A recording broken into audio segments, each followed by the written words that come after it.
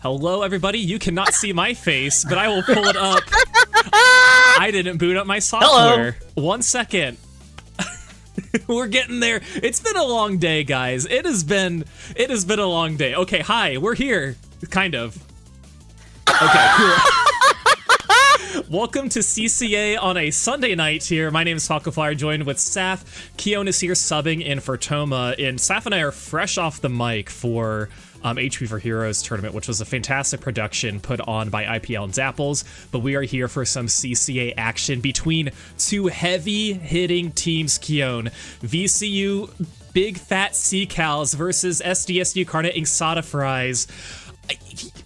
This is a banger matchup that we get to have here on CCA on SplatoonTourney. And Keon, I know that you have some thoughts, especially on this VCU team. Chomping at the bit.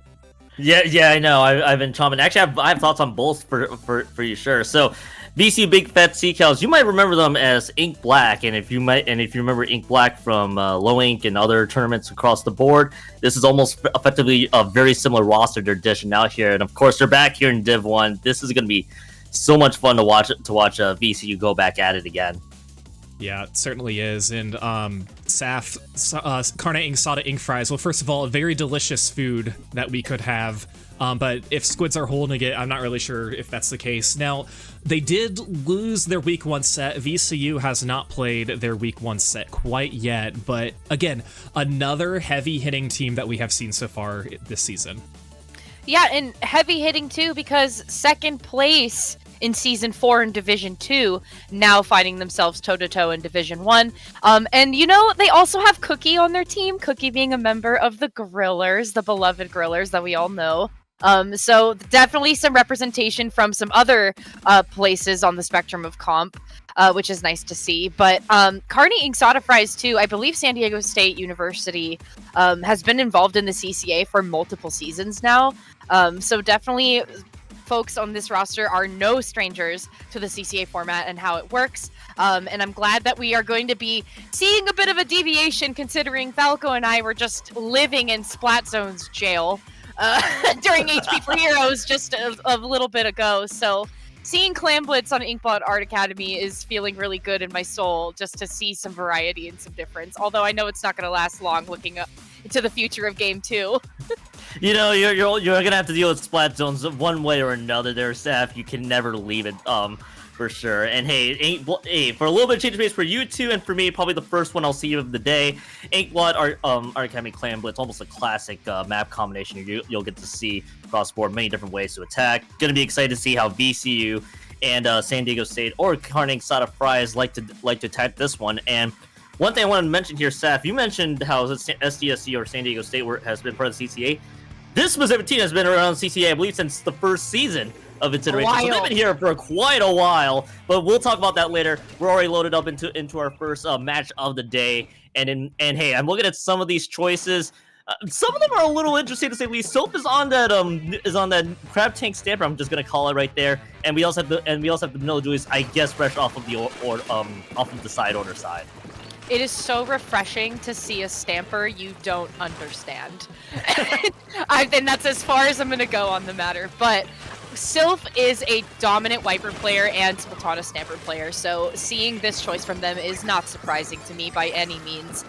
Cooler finally being had by Big Fat Sea Cows, but the Trizuka to follow up from Carne Inksada Fries on that top box. They're taking down Sylph in the process. There is another Crab Tank to follow up, however, to just block off any access that could be had from this ramp area.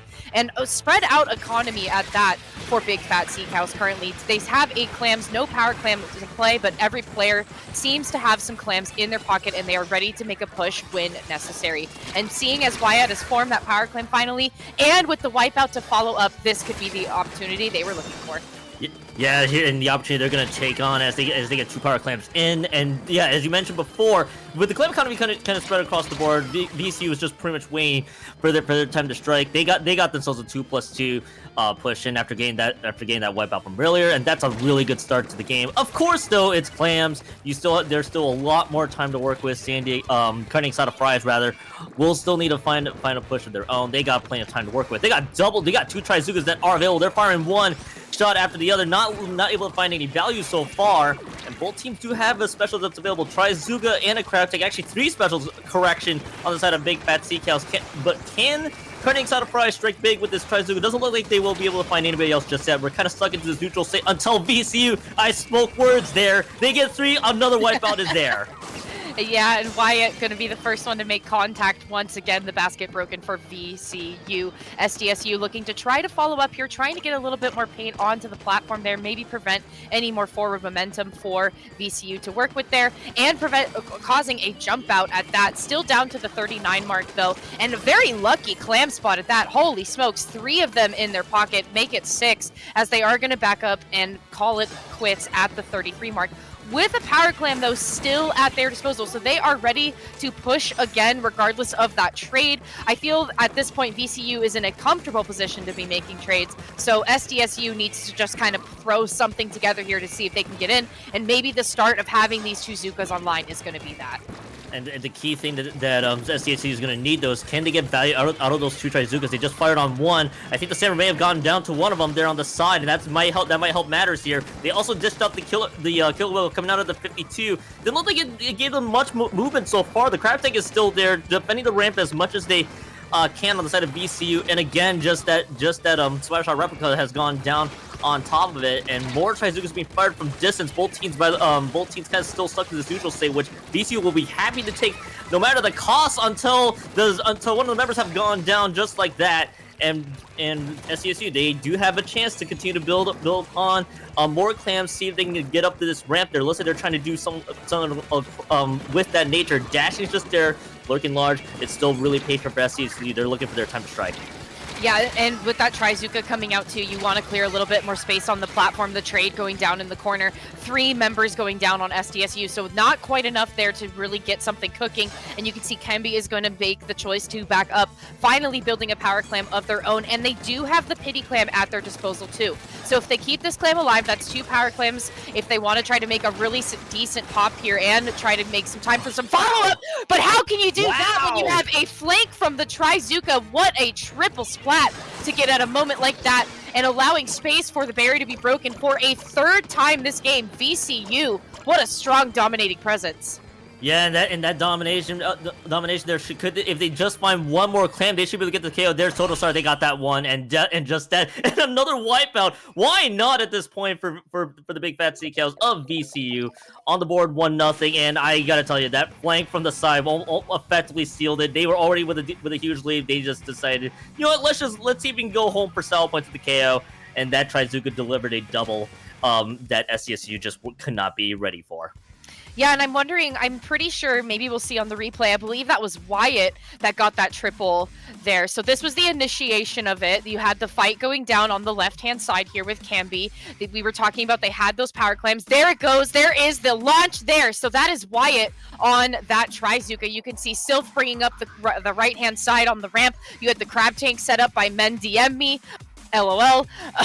You had a really good closing in collapsible presence there from VCU, and the start of it was from Wyatt over on that left-hand side with that Trizooka. So right place, right time. Unfortunate timing, though, for SDSU, but definitely setting the tone for the rest of the match here. And a good read, too. They knew that one of the members on SDSU, they had that parkland, which effectively just almost acts as a beacon for the rest of VCU to realize where you were. Once you picked that up, VCU, as you mentioned, Wyatt was just going to fire right at that general direction and just call it a day. Not sure if you heard that, my apologies. But let's see how this plays out. Hey, Seth, I know you have not been tired of zones. I hope not. Umami Zones is coming up here. SCSU, they may need to make a few tweaks coming into the second map. You know, I think this will be my 4th time watching Umami Zones today. And that's okay. As long as there is some weapon variety, then maybe I can actually take a breath a little bit. We've been talking about Pencil so much today, and talking about just the absolute dominance that Trizooka brings to the table also, which not to say that Trizooka or Pencil probably won't be here. I mean, that would just be silly. Come on now. We're playing Splatoon 3 in the meta that it is now. But at very least, seeing some of the variety that we saw today, it was nice to see a crab tank coming from a Splatana stamper, for one thing. That was nice and refreshing. So Umami Zones can maybe bring out a little bit more of that. What else can we maybe tap into? and bring out, we'll only have to see from here. But I know for sure that Trizuka in Wyatt's hands is definitely going to be a good thing. So why would you change a good thing? For VCU, I'd imagine there's not much to change. My hunch here is they probably might want to try to switch off of that Stampa that had the crab tank. Maybe it may not be the correct pick for this particular map combination, but that's the only thing. That's the only like minor change I could imagine in this particular situation. Maybe we'll see here once we load in. Of course, SDSU they had a hard time against K-Star on offense. Looks like I was wrong, but it's actually Totostar with the change there over to the junior side. And unfortunately for you, Seth, you're gonna have to see dueling pencils here in zones. But at least we will see a range blaster and on the side of SDSU. Speak and it shall come, but you know what? There's a pencil here that I'm really glad to see, and that is Mini on the pencil. I've greatly enjoyed their pencil gameplay, and it's no stranger to me here. I'm glad to welcome them to the screen, and their coolering as well. Like, I mean, look at that toss all the way to the middle. I mean, that is just wonderful.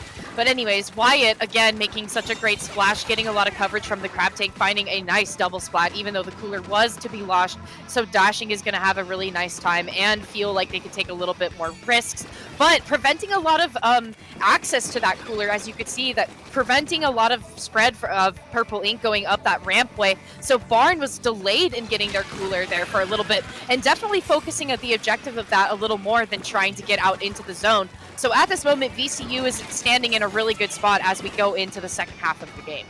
And unfortunately, I did notice that one of the Trizukas that Barn had was just taken out there, so it only extended this push by a little bit more. And now SCSU is just looking to see if they can even get themselves anywhere near the zone at this point. VCU has been able to lock them out just nicely. Wyatt's right there, along with Totostar, looking to see if VCU can achieve this lockout, see if they can get this KO. This is going to be the last chance for San Diego State to fire, and Barn going down isn't going to help matters. They at least neutralize control for maybe 2 seconds, but with 3 members going down, it's just a lone pencil that really can't fight. And desperation moves leads to yet our second wipeout in this KO. And Seth, we are seeing VCU Big Fat Sea Cows pretty much wasting no time once again. Yeah, I mean, a dominating presence from start to finish. They got into position really quickly, completely stagnated SDSU from coming into the map together, even joining the fight as a team. They had to stagnate themselves to come out. So at that point, it's like, what do you do? I mean, you can try to go in and take the 1v1s. You get a lot of paint from your pencil player. But I mean, when you have a really dominating presence like VCU has, and especially, like, again, Wyatt, you got to be watching out for where Wyatt's going to be, because they keep on posting up on the left-hand side of the Dashing entering here. And again, look at that.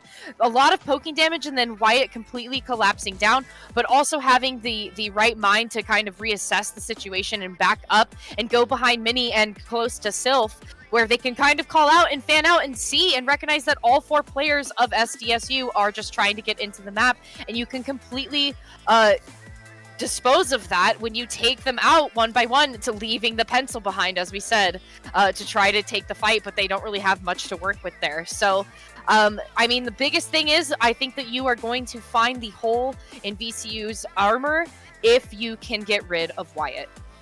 And that's what SCSU, I imagine, is going to have to really focus on big time. We already saw Wyatt from that game 1 with that flank of Trizuka. This time, even delivering value. Even if you don't need the Trizuka, why not do justice with the main weapon that you have that's available in front of you? And with SCSU, which hey, they're elevated up to Div 1 for this particular season. Feels like this has been their second taste of facing a team that's been very established, just like Big Fat Sea Cows, or if you guys remember Ink Black of many seasons past.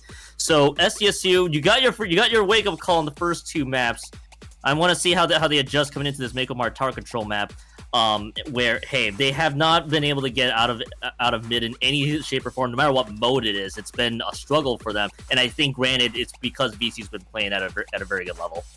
Yeah, and you can tell that they've been playing together for a while. Like you said, there's a lot of reminiscence of Ink Black and a rebrand from Ink Black on VCU. So you have people that are very familiar with each other, but I'm sure you have people coming in that are just familiar with their playstyle, but also with the game. So it's fun to see who they like to bring in and how they like to rebrand and change, and move some pieces around. But so far, whatever VCU is doing is definitely working. And I think SDSU is having a bit of a hard time trying to contend with it. Maybe tower control can kind of be where they want to try to make the change up and try to see if they can flush out the offense a little bit better.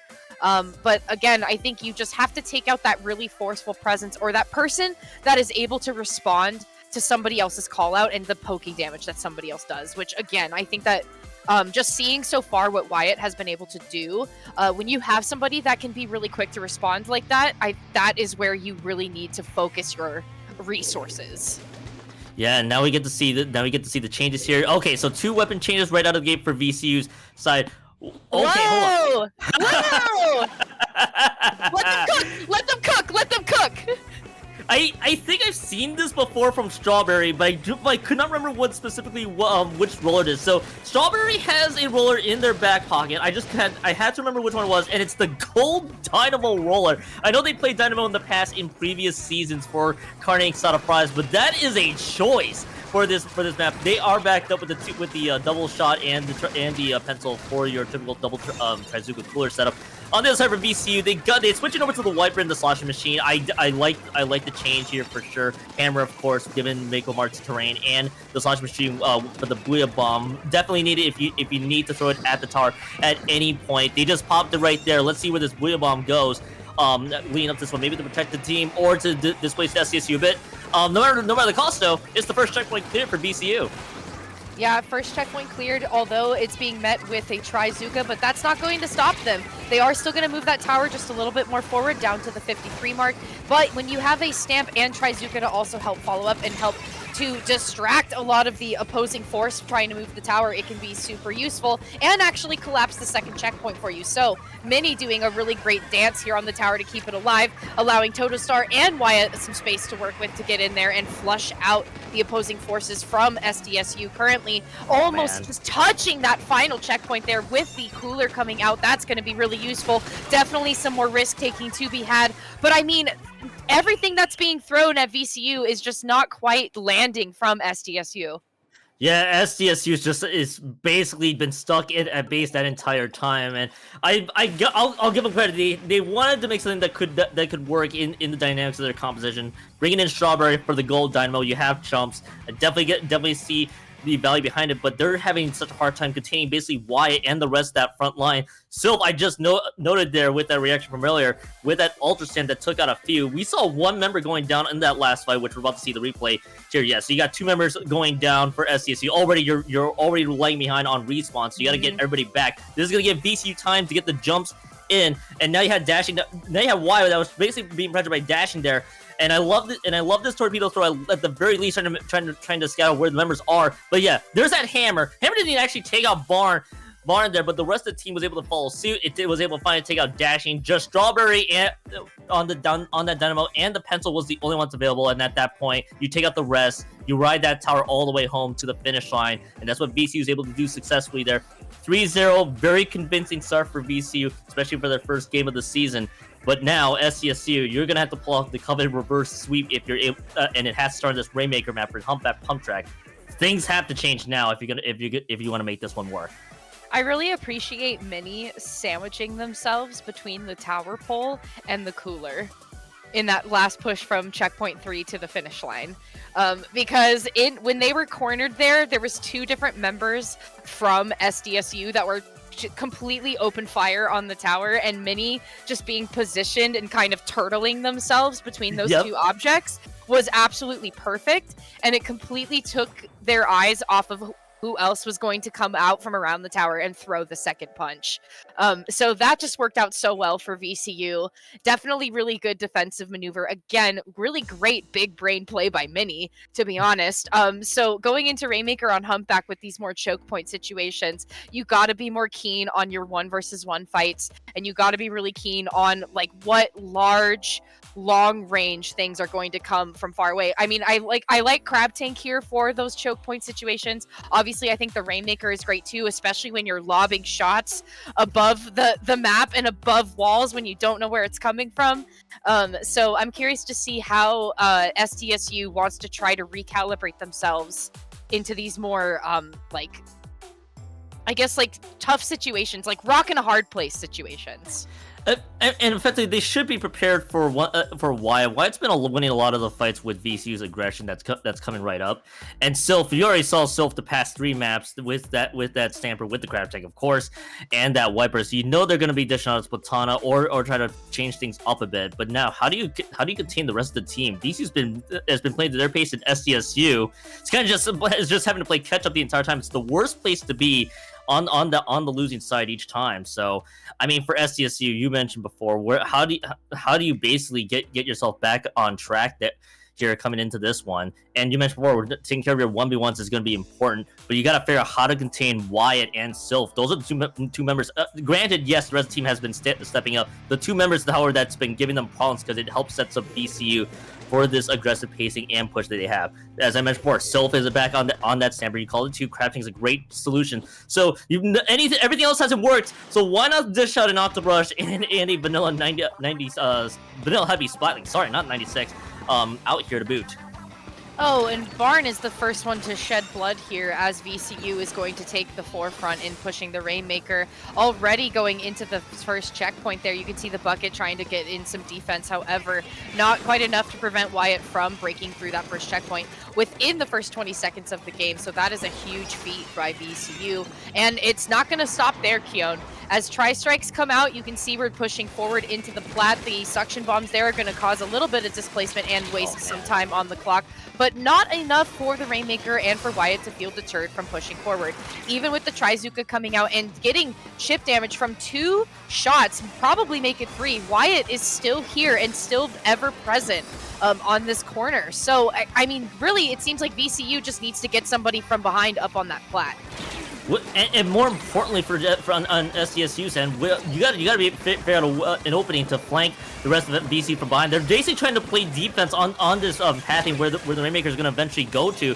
But you are buying yourself time, but you can't buy yourself time for too long there. As the rest of VC finally gets value, Tri-Saucer finally gets the pick onto Wyatt, and now SDSU, they have this Rainmaker just stuck in its path. There's so much VCU paint that is around this territory. They have to throw in this floor. Now, you don't want to go down in a bad location. Sire's right there, using that Rainmaker so close to the pedestal, getting a little nervous, just watching this play out. Now, finally dropping down to this bottom floor, and that was huge for SDSU to at least buy themselves enough time. But you gotta recalibrate yourself big time now, because you're losing members left and right. Now Sire's just having to run with that Rainmaker. VCU is just running circles around them at this point. Here as Sire's just trying to chase for the first checkpoint to no success. Yeah, and I appreciate Barn trying to take like at least one member of VCU away, because I think at this point, anybody on VCU that is distracted from the objective is going to be in the favor of SDSU. So I gotta appreciate Barn's effort there. But again, Wyatt being the one to pick up the Rainmaker, it seems like they are the designated carrier. So I'm wondering how that changes the dynamic a little bit, considering that Wyatt has primarily been the main aggressor. And so when you put that person on the Rainmaker to be the one that is protected, you really got to rely on the other folks to help follow and catch up with you. So, again, the Rainmaker getting close to the side of SDSU, but they are going to be the ones to pick up. Going in for a nice double pick for SDSU there. Looking forward to this next checkpoint. Make it 3. So a triple here for the Rainmaker carrier at this moment. They're trying to find safe passage to the pedestal here with some follow-up from their teammates, and Barn looking in forward to try to get that one out of the corner. Make it 4 for Sayer at this point now, looking for this checkpoint, still trying to battle for it, but the suction bombs are not making it easy here. But with Dashing going to take up the right-hand corner there, going to take the Bucket, looking and getting a little bit more poke on the 2 members on the right-hand side there. Finally, that first checkpoint is going to fall for SDSU. Well played by Sayer.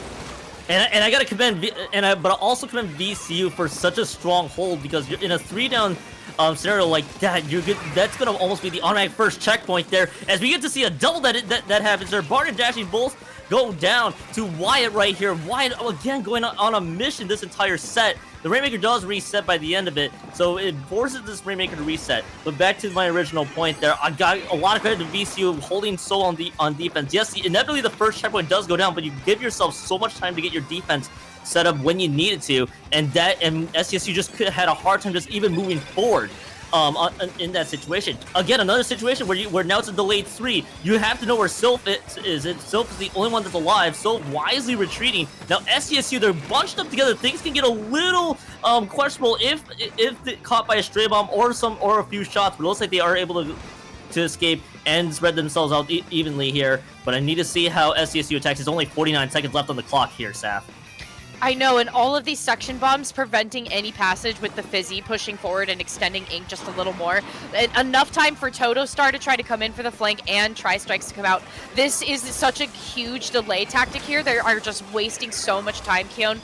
Finally, Sayer feeling a little brave to push forward, but again, the suction bombs are just not going to allow it. And when you have the Mist 2 and Trizuka, they're doing everything they can to prevent any sort of passage to go through here. This is why I appreciate this choke point so much, and I really appreciate the Crab Tank coming out to try to lock it down as well. But finally, Sayer breaking through, only getting it to the 33 mark with 10 seconds left remaining. Finally, Totostar is going to prevent that Rainmaker from going on the platform anymore, but still a dominating fashion from VCU. It's going to put us into overtime, but there is a mountain to climb for SDSU. Yeah, now you have to figure out, you cleared the first checkpoint, where's your next avenue? It's first the bold move, but Totostar's all over this one. Totostar does want to go down, falls off to the side, and that ends the push that SDSU tried by the end of that. That is unfortunate. Let them run it back. Gets the Let them run it 4-0 back. sweep. Let them run it back. Oh my goodness, are you serious? What on earth? They changed the trajectory of where they wanted to go. They changed the trajectory and it was going to work. I think because Totostar was taken down, so the body block that they did was successful. It worked. So if they just, the retreat was just a little too far back. They took it one step too far and ended up falling off the map. So unfortunate. I mean, just let them do it again. Let's just do it again. Oh my gosh. Yeah, and Totostar going down would have been huge for SDSU. I need to look at this replay a little further because it happened in like so quick of a moment. I wonder if Sayer just went way too far to the left here at this stage. Yeah, so I think it just stumbled back maybe just a bit more. Maybe been questioning whether a bomb got thrown at that point in time. Well, I can only say it for certain, but that is so unfortunate because you almost had a push that looked so good. Yes, the points they need to get remain was still pretty huge. They had a mountain to climb anyway, but that was one opportunity that I wish, and especially SDSU then, would have loved to get back. I know, a huge range of emotions, right? And you gotta appreciate Dashing's effort to body block there because it did work. It did work. I just think Sayer just took one too many steps backwards to try to defend themselves and ultimately fell into the depths of Humpback Pump Track, which who knows what's down there at this point. But yeah, just really an easy win there at VCU for sure. And a 4 sweep, that's got to feel really good, and congratulations to them. But an unfortunate end for SDSU because I was confident with them changing their trajectory going to the left-hand side that they really were going to keep themselves in it. I was feeling so good about it.